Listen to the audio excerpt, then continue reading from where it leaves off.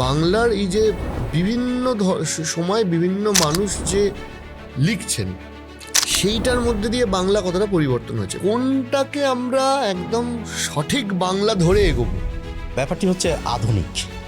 আধুনিক, আমি কিন্তু কয়েকটি কথা বলেছি। এই বটিকে আপনারা আর আধুনিক বর্ণমালার তালিকায় পাবেন না। কোন 1849 সাল, ওই আপনি বললেন মদনমোহন তর্কালঙ্কার শিশু শিক্ষা লিখেছেন। আমাদের স্বরবর্ণে যে বর্ণগুলো আমরা দেখি, অ, তারপরে পাই আ, জোড়া কিন্তু, হ্রস্বই দীর্ঘই, জোড়া কিন্তু। তো এরকম আরও অনেকগুলো ছিল, অনেকগুলো কিন্তু তাহলে আপনাকে শিখতে হবে। সংখ্যাটা 28 না 28, কোনটা ঠিক?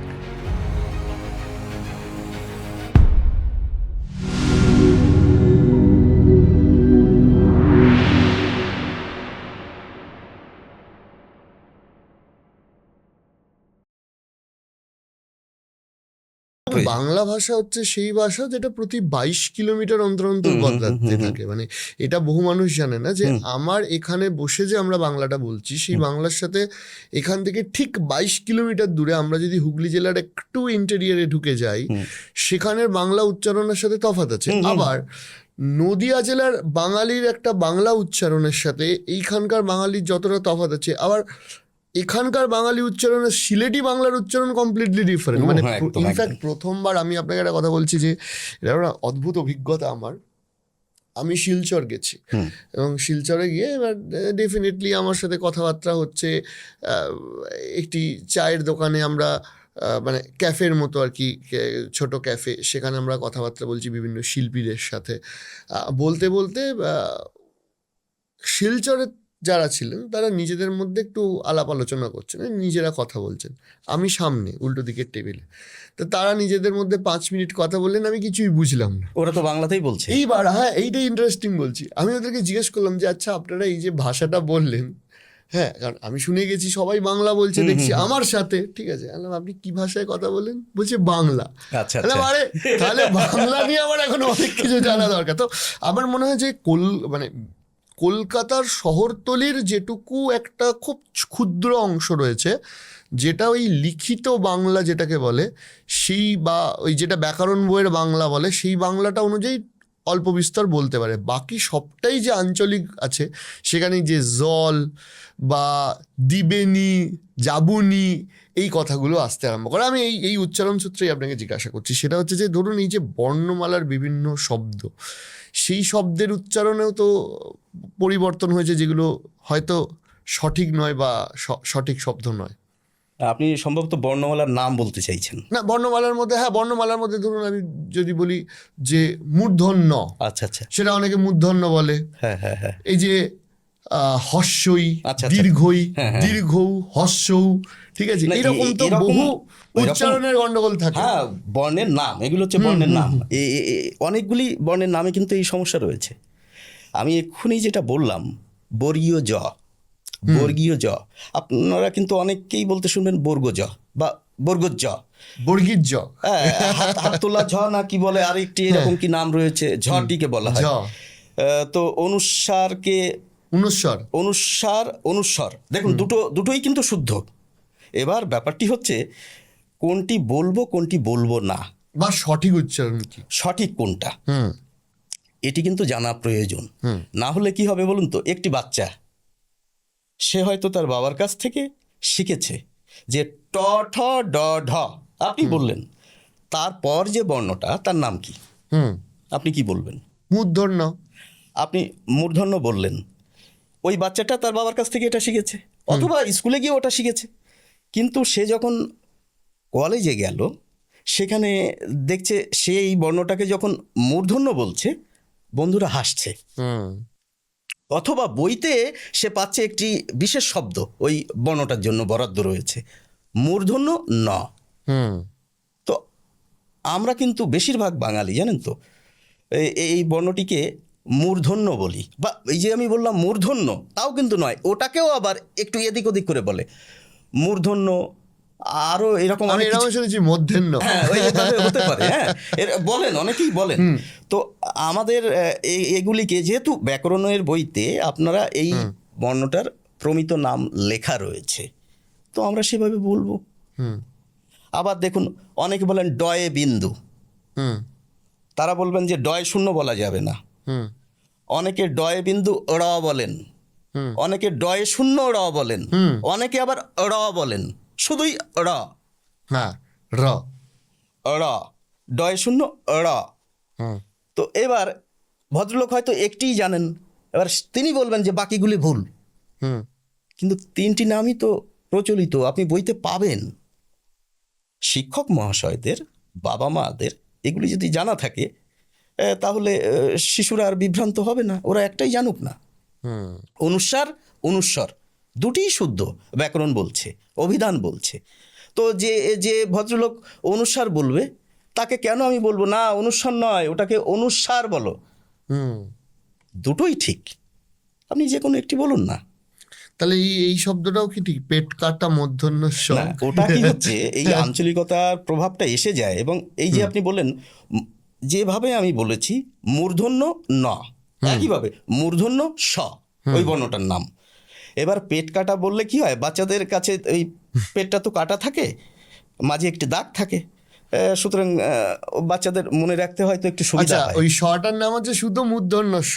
ওই যেভাবে আপনি মূর্ধন্য স, এই মূর্ধন্য মানে কি? মূর্ধন্য শব্দটা এসছে মূর্ধা থেকে। আচ্ছা। মূর্ধা হচ্ছে মুখের ভিতরের একটি অংশ। হুম। সেটি কোথায়? মূর্ধা শব্দের অর্থ হচ্ছে সর্বোচ্চ। আচ্ছা।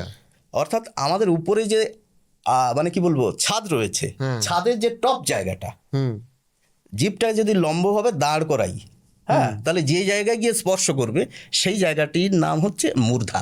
হুম জীব ওই মূর্ধায় গিয়ে যে যে বর্ণ উচ্চারণ করে তাদেরকে বলা হয় মূর্ধন্য বর্ণ। আচ্ছা। তাহলে ওই ট ঠ ড ঢ মূর্ধন্য ন, এই যে পাঁচটা বর্ণ, এবং মূর্ধন্য স নামে যে আলাদা একটি স রয়েছে, এই আর একটা বর্ণ, মোট ছটা। এই ছটা বর্ণকে মূর্ধন্য বর্ণ বলা হয়। কিন্তু এখানে একটি আচ্ছা। কথা রয়েছে, বিষয়টি গুরুগম্ভীর। বিষয়টা গুরুগম্ভীর এই কারণে, বাঙালি এবং একমাত্র দক্ষিণ ভারত বাদ দিয়ে কেউই মূর্ধায় জিভ ঠেকিয়ে আর ওই মূর্ধন্য বর্ণগুলিকে উচ্চারণ করেন না। আচ্ছা। আমি যদি আপনাকে বলি ট, আপনার কিন্তু সেই মূর্ধায় গিয়ে লাগছে না, কিন্তু ব্যাকরণ বইতে কিন্তু লেখা রয়েছে ওটা মূর্ধা থেকে উচ্চারিত হয়। বাচ্চারা কিন্তু এখানেই সমস্যায় পড়ে যায়। অর্থাৎ মানে শব্দের সাথে শব্দের উচ্চারণটাও খুব বেশি গুরুত্বপূর্ণ হয়ে যায়। সে তো বটেই। তাহলে আপনি আমাকে বলুন যে এই যে বিভিন্ন সংখ্যার ক্ষেত্রে সংখ্যা আমরা উচ্চারণ করি বা বিভিন্ন শব্দ, ধরুন আমি আপনাকে যদি জিজ্ঞেস করি যে সংখ্যাটা 28 না 28, কোনটা ঠিক?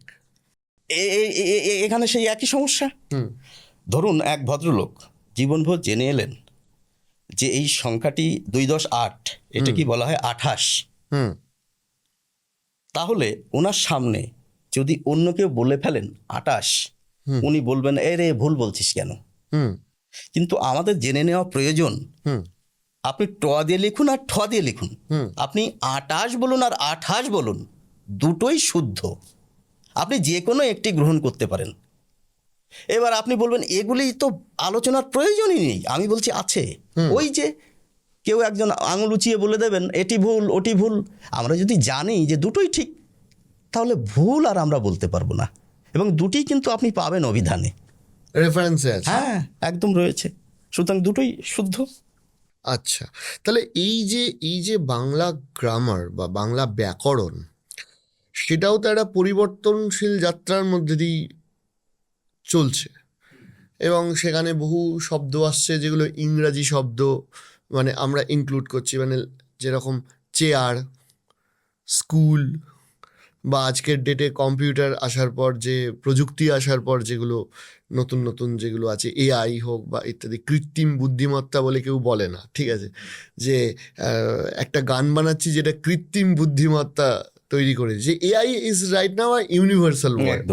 মানে সেটা বাংলাতে হোক, পর্তুগিজে হোক, চাইনিজ হোক, সর্বত্র এই কথা। তা এইখানে আপনি একটা বলুন যে এই যে বাংলার এই যে বিভিন্ন সময় বিভিন্ন মানুষ যে লিখছেন, সেইটার মধ্যে দিয়ে বাংলা কতটা পরিবর্তন হয়েছে। মানে আমি আপনাকে বলছি, ধরুন আপনি একটা বাচ্চাকে শেখাচ্ছেন, বর্ণ পরিচয় শেখাচ্ছেন, তারপর আবার সহজ পাঠ শেখাচ্ছেন।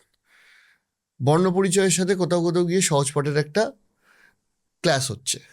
আবার তার আগে আপনার সাথে কথা হচ্ছিল যে তর্কালঙ্কারের যে আমাদের ওই শিশু শিক্ষা শিশু শিক্ষা, সেখানের সাথেও একটু বর্ণ পরিচয়ের কিছু ক্লাস হচ্ছে।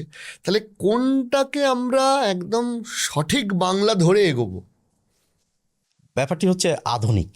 হুম। আধুনিক, আমি কিন্তু কয়েকটি কথা বলেছি। এই বটিকে আপনারা আর আধুনিক বর্ণমালার তালিকায় পাবেন না। কোন ব? অন্তস্থ ব। কিন্তু বিদ্যাসাগরে পাবেন, মদনমোহনে পাবেন, রবি ঠাকুরের সহজ পাঠে পাবেন। এখন আমার স্কুলে কি পড়ানো হচ্ছে, পশ্চিমবঙ্গ বাংলা আকাদেমি নামে একটি সংস্থা রয়েছে। তারা বর্তমানে একটি বানান আচ্ছা, বিধি। ছোট করে জিজ্ঞেস করে নি, আকাদেমিটা কি বাংলা শব্দ? আকাদেমি বাংলা শব্দ নয়, কিন্তু এই সংস্থাটির নাম আকাদেমি রেখেছে। ওই ইংরেজির একাডেমি থেকে নেওয়া। একাডেমি আলাদা, আকাদেমি আলাদা, আবার অকাদেমিও আলাদা। ওর যে একই অর্থ বহন করে, কিন্তু যে যেটি লেখেন। ওকে ওকে ওকে, আপনি যেটা বলছেন। এবার ব্যাপারটি হচ্ছে আমাদের যে সরকারি পাঠ্য পুস্তকগুলো থাকে, সেখানে কিন্তু পরিষ্কারভাবে লিখে দেওয়া থাকে যে পশ্চিমবঙ্গ বাংলা আকাদেমি দ্বারা নির্ধারিত বানান বিধিতে বইটি রচিত। তো আধুনিকতম যে বই শিশু শ্রেণীতে, বা শিশু শ্রেণী মানে ইনফ্যান্ট, 1-এর আগে যে ক্লাসটি, নার্সারি, হ্যাঁ, সরকারিতেও রয়েছে। তো সেখানে বা প্রথম শ্রেণীতে যে বইগুলো রয়েছে, সেখানে যে বর্ণগুলো রয়েছে আমরা সেগুলি নিয়ে আলোচনা করি। আমাদের প্রজন্ম ওটাই শিখবে। এবার কেউ যদি বলেন না আমি পুরনো সব কিছু শিখব, তাহলে তাদেরকে ভয় দেখিয়ে বলবো আরও অনেক বর্ণ তাহলে আপনাকে শিখতে হবে। বেশি দূর যেতে হবে না, 1849 সাল, ওই আপনি বললেন মদনমোহন তর্কালঙ্কার শিশু শিক্ষা লিখেছেন। আমাদের স্বরবর্ণে যে বর্ণগুলো আমরা দেখি, অ, তারপরে পাই আ, জোড়া কিন্তু, হ্রস্বই দীর্ঘই, জোড়া কিন্তু। তো এরকম আরও অনেকগুলো ছিল, যেমন রি, রিয়ের পরে কিন্তু রিয়ের জোড় আর একটা ছিল, দীর্ঘ রি। লি, লিয়ের কিন্তু লি তো চিনি, লিয়ের পরে আরেকটি ছিল দীর্ঘ লি। এবার শেষে আরও ছিল স্বরবর্ণের শেষে অং, অ লিখে তার নিচে অনুস্বার অং, অয় বিসর্গ লিখে অ। অনেকগুলো কিন্তু তাহলে আপনাকে শিখতে হবে। যুগ বদলাচ্ছে। বিদ্যাসাগর মহাশয় কি করলেন, ওই বাড়তিগুলো যেগুলো অপ্রয়োজনীয় সেগুলো বাদ দিলেন। রবি ঠাকুরও কিছু বাদ দিলেন। লিটিকে কিন্তু রবি ঠাকুরই বাদ দিয়েছিলেন, সহজ পাঠে আপনি লি পাবেন না। আচ্ছা, আধুনিক বর্ণমালার তালিকাও নেই। এইভাবে আস্তে আস্তে বদলাচ্ছে। প্রয়োজন যেগুলি সেগুলি রাখতে হবে। লিটা এখন লয় হর্ষই দিয়ে করা হচ্ছে। লি দিয়ে আপনি কোনো শব্দ পাবেন না। আমরা ছোটবেলায় পড়তাম লিকার যেন ডিগবাজি খায়। লিকার যেন ডিগবাজি খায়। লিচু কিন্তু বলেননি, কিন্তু কিছু কিছু বইতে আপনি লিচু লেখা পাবেন, তাই তো? কিন্তু সংস্কৃতে আপনি ক্লিপ্ত, কয় লয় হ্রস্ব ইকার পয়ত, ক্লিপ্ত, এই বানানটি লিকার দিয়ে চালানো হতো। আচ্ছা, এইরকম আরও কিছু পাবেন, কিন্তু আপনি এককভাবে লি দিয়ে কোনো শব্দ পাবেন না। অপ্রয়োজনীয় বাদ দিন।